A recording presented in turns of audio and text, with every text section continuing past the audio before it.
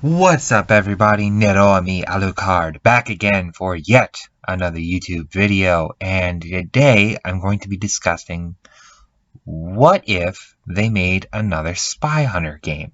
Now, a little bit of history about Spy Hunter. It was originally an arcade game in the 1980s when it was the golden age of the arcade, and it was a pretty big hit back then. The units were rather popular, pretty common.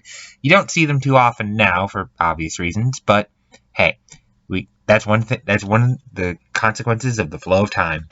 Now, the original arcade cabinet did well enough to get a sequel, and after that, the series pretty much went into dormancy until the early 2000s. Midway, the company you now know as Netherrealm Studios, owned the IP and said, you know what, why don't we try to make a reboot of this series? And from what I've heard, the first two games were okay. They weren't terrible, but they weren't outright spectacular, but they were pretty decent titles. The third entry in the series, Spy Hunter Nowhere to Run, starring The Rock and had all the production on it, was horrible.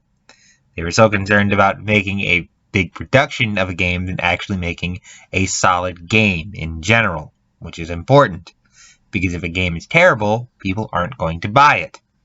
Unless you're on YouTube, in which case you're kind of obligated to buy and react to it for the sake of views. Thanks, YouTube algorithm! I'm getting off topic. Anyway, so Spy Hunter has been pretty dormant. The IP itself has been dormant for ages, other than the original arcade games getting re-released in compilations and all that jazz. So today I'm going to lay down some ideas for a potential reboot of the Spy Hunter series. Now, the thing about Spy Hunter as a series is it's not James Bond, meaning it's not a first-person shooter. The majority of the game's mechanics should focus around the car. You know, like you do. And the car is sort of like this hybrid of James Bond cars, the Mach 5 from Speed Racer, and just outright ridiculousness that should satisfy your inner 12-year-old. So what we're going to do with the car, and I'm going to do something unusual here. I'm going to actually map out the controls for you.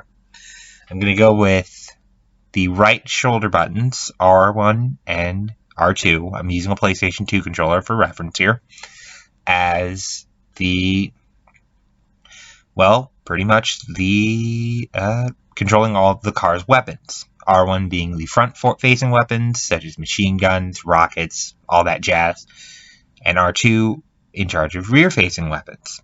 Oil slick, smokescreen, rear-fire rockets, go nuts. And L1 and L2 will be in charge of switching them. You can obviously change it if you want, but hey, that's the default. Square will be in charge of brakes. X is the acceleration button. Yeah, we're going old school with this. Triangle will be firing out a GPS signal, which is a concept from the first game that was dropped in the other ones for whatever reason. It was set on a GPS tracker, which is good for escort missions. And circle will be used as the action button, meaning you can actually leave the car. Anyway, on foot, we do have to have an on-foot mechanic. It's basically going to be a glorified clone of Resident Evil 4, only no tank controls, and the controls map out pretty standard stuff. Anyway, from there we go on to the plot, and the great thing about the IP being dormant for about as long as it has is that you can kind of start over with the plot. So the IES, or bootleg CIA, as I'm going to be now referred to them as, is once again at war with Nostra, the evil corporation, for whatever reason. And let's just go with generic nuclear war, threat, plotline.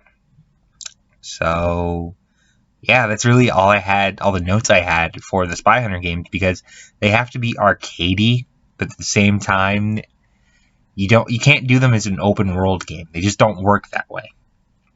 But what I would do in terms of level design, and I'm gonna kind of wrap this up here, is make sure it's stage to stage, but make sure the stages are all in 3 acts. You have 1 act that's strictly the car, 1 act that's strictly, the player character, who for the sake of time we're going to be calling Jeff, and then after that you have section